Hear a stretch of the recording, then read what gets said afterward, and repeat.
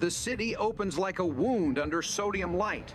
Engines idle at intersections, radios hiss, and the blue-red pulse of sirens stains the wet asphalt.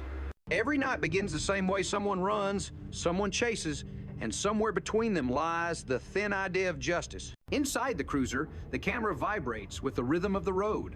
Officer McCain grips the wheel face, carved by fatigue and instinct. Speeds over 120. He mutters into the radio. The voice that answers is calm, procedural, almost sacred in its precision. The chase begins. Through the windshield, the world becomes streaks of neon and fear. The stolen Dodge darts between lanes like an animal hunted through concrete wilderness. When it finally spins smoke, swallowing the headlights, the silence that follows feels biblical. The man inside the wreck steps out, blinking, barefoot, still drunk on adrenaline. His voice cracks as he insists he was only 5 over. McCain half laughs, half sighs. The absurdity softens the moment. He cuffs the man gently, the way you handle something fragile. Around them, the power lines hum the crash, knocked out electricity to a strip of small businesses. The night smells of ozone and burned rubber. Somewhere in the distance, an ambulance wails like a ghost, late to its own funeral. Cut to Donna. A stolen car idles beneath a flickering parking lot light. The woman inside is small, jittery, with air duster residue glinting on her lips.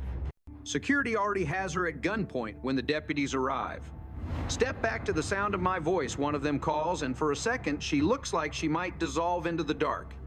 Her movements are slow, dreamlike, as if she's underwater. When they find the BB gun on the floorboard, it shines like a toy misplaced by a dangerous child. She says her boyfriend hit her, that a man named Buddy lent her the car, that none of this makes sense. Her words fold into each other, collapsing under exhaustion. The deputies exchange looks. They've seen the same performance too many times to judge whether it's real or rehearsed. Addiction makes everyone a playwright of confusion. The camera lingers on her face, one side bruised, the other lit by the patrol lights, both sides, telling the same story of a country that punishes illness with jail cells. The frame cuts wide, 2 officers talking by the trunk of the cruiser. They speak in low tones about protocol, about calling dispatch, about filing codes that reduce chaos into neat little numbers. Behind them, Donna sits handcuffed, humming to herself as the city moves on. Another dispatch crackles stolen vehicle, possible pursuit. Different city, same pulse. Helicopter blades slice the air, floodlights carve circles on the ground.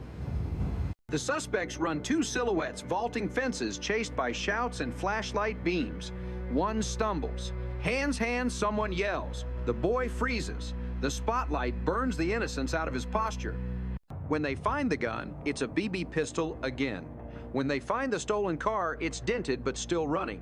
When they find the owner, she's crying with relief, thanking the officers for being fast. The scene ends not with violence, but with paperwork. The lens cuts away before anyone can ask whether speed alone equals safety, whether justice can keep up with economics, whether a child stealing a car is a crime or a symptom. The next pursuit is louder. A U-Haul truck barrels through San Bernardino traffic, chased by 4 cruisers and 100 years of American history. The radio chatter overlaps like percussion units, positioning spike strips, deployed confirmation codes echoing in metallic tones. Tires burst smoke plumes, and the truck dies at an intersection. The suspect steps out, shirtless, sweating, blinking at the flashing red light, as though it were sunrise. "I found it on the side of the road," he says, voice flat, rehearsed. The officers nod. They've heard this line in every dialect. The camera pans across the debris field, tools, scattered shards of rubber, a small bag of meth glowing faintly under LED light.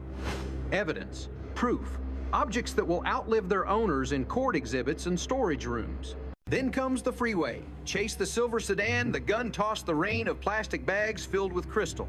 The aerial shot is almost beautiful, blue lights weaving through traffic like electric veins. When they catch one suspect, barely 18, his first instinct isn't to lie, but to plead for video proof. "Check the cameras," he says. "It wasn't me." His breath fogs the lens. The officer tells him about the meth, the witness, the gun. The boy shakes his head, tears pooling in disbelief. I swear to God, the officer doesn't argue. Faith is outside his jurisdiction. Later, the meth sits on a steel table, 5 pounds of translucence worth a lifetime behind bars. The sergeant who oversees the evidence logs it with clinical precision, but inside he's unsettled. He joined SWAT to fight evil, not routine despair. Each bust feels like a rerun, same drugs, different faces, always the same emptiness. Off camera, he jokes that they should start numbering these arrests instead of naming them. The joke doesn't land. Somewhere else, Dion drives through the night, haunted by paranoia. He swears someone's chasing him. The footage cuts between dashboard and body cam, the rhythm quickening. When the police stop him, his story falls apart: a ghost gun, under the seat cocaine in a backpack. The interrogation unfolds in close-ups. Sweat on his forehead, veins in his hands, the sergeant's calm eyes reflecting years of fatigue. "You've been here before," the sergeant says. Dion nods. He knows the lines. The scene ends not with confession, but with silence, the kind that feels heavier than guilt. Morning bleeds into the frame. The city softens. For the first time, the soundtrack drops away. We see officers cleaning their cars, typing reports, staring into middle distance. One leans against a vending machine, eyes closed, as if trying to remember why he started. Another scrolls through his phone past news headlines about police reform, crime spikes, budget cuts. They don't talk politics, they talk survival. How to stay sane, how to stay married, how to get through one more shift. Cut to home, a small house, blinds drawn. An officer kisses his sleeping daughter, removes his vest, and traces the bruise it left across his chest. In the mirror, the mark looks like an emblem, temporary but deep. He turns off the bathroom light, and for a moment, the screen goes black. Then dawn. The city breathes again. Delivery trucks hum where sirens screamed hours ago. Kids wait for school buses at the same corners where suspects once ran. Everything resets. That's the cruel symmetry the world forgets what the camera remembers. The narrator's voice would end it like this if it were still television. Cops is filmed on location with the men and women of law enforcement. All suspects are innocent until proven guilty in a court of law. But there is no narrator now, only the echo of those words floating over a montage of faces. Officers, suspects, witnesses, victims, each caught mid-expression, half guilt, half grace. The closing shot lingers on a pair of handcuffs resting on the dashboard, sunlight spilling over the metal. In their reflection for just a second, you can see both sides of America's story, the one that chases and the one that runs. And the camera keeps rolling, because the truth, like the siren, never really turns off. The camera never blinks. It watches everything, the sweat, the trembling, the desperate laughter, but it feels nothing. That's the difference between a lens and a man. Yet for the crew who follow the officers through every siren that line blurs, they've been there too long, inhaled too much adrenaline, seen too many arrests that start with a joke and end with a cry. The camera operator, a man in his 40s with soft eyes and burned out nerves, once said the hardest part wasn't filming death, it was filming routine. Because routine meant the system was working exactly as designed. He remembers Donna the most, not because she was violent, but because she looked straight into the camera before they cuffed her, as if she recognized it not as a machine, but as a person. "You don't know me," she said, her voice shaking. "You just think you do." Then she laughed, a sound somewhere between defiance and despair. That moment never made it to air. It was too uncomfortable, too human. The editors cut it out, leaving only the image of her being led away, anonymous and voiceless, another face in a montage of crime. The cameraman hated that. He told himself he was a witness, not a voyeur. But sometimes when he watched the playback in the editing room, he couldn't tell the difference. The zoom lens became an eye without conscience, framing misery with cinematic precision. Poverty made good television. Fear made better ratings. He wondered if the audience at home in clean suburban houses with morning coffee brewing understood that every blurred face had a story that didn't fit into 30 minutes of runtime. He'd filmed the aftermath too. The quiet ride back to the station, the officers' small talk, their attempts to normalize chaos. She was high out of her mind, one would say. Could have gone south quick. Another would laugh and respond, "Yeah, but it didn't. That's what counts." The camera would linger on their faces, searching for the crack where adrenaline turned into something heavier, regret maybe, or resignation. Most times it found nothing but exhaustion. The footage from San Bernardino still lives in his head. The U-Haul driver stepping out barefoot, pretending everything was fine. The young suspect who swore on God that the meth wasn't his.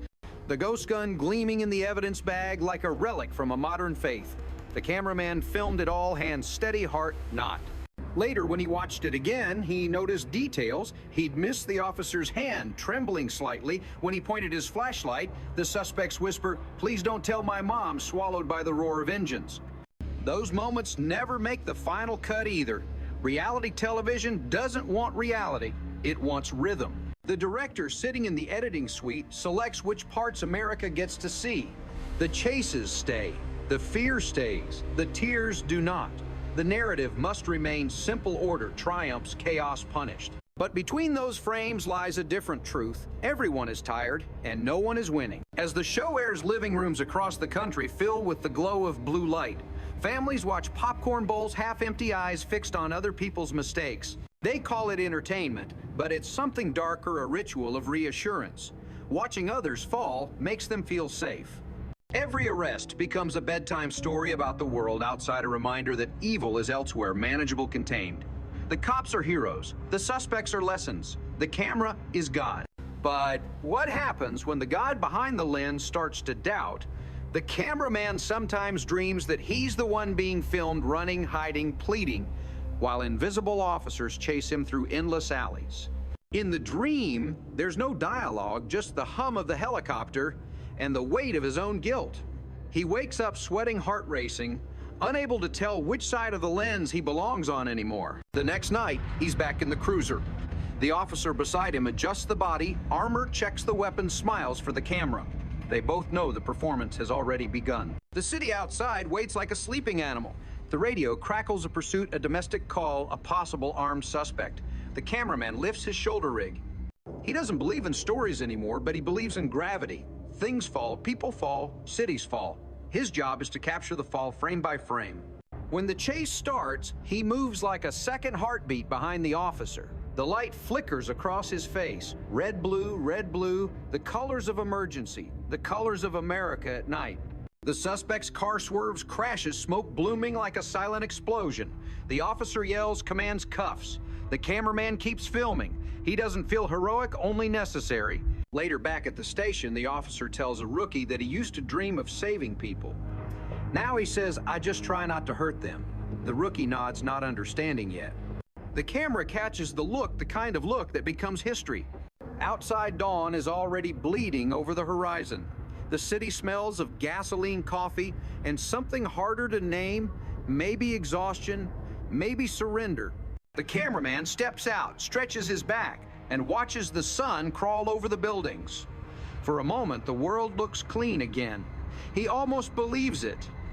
But then, a radio squawk breaks the illusion, another call, another pursuit, another life unraveling in real time. He shoulders the camera and gets back into the cruiser. The engine starts. The light shifts.